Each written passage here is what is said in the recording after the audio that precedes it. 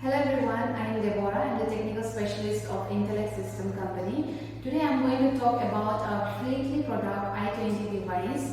So this I20 device is a very small and compatible device we can install very easily in our vehicle. We don't need any wire or we don't have to cut any wire for this installation. So let us see about these features of this device.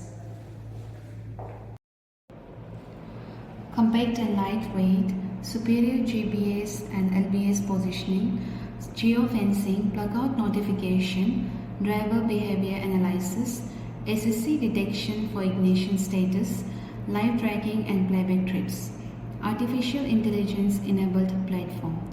This I20 device is also known as OBD device.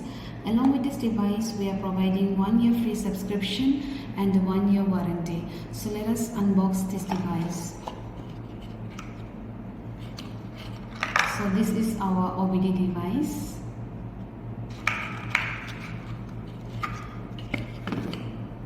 This is pick.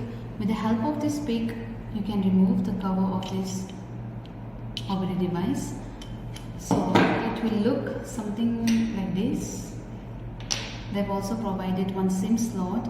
After you insert SIM here, you can see 3 lights here. Red is for power, or blue is for network, and the orange is for satellite.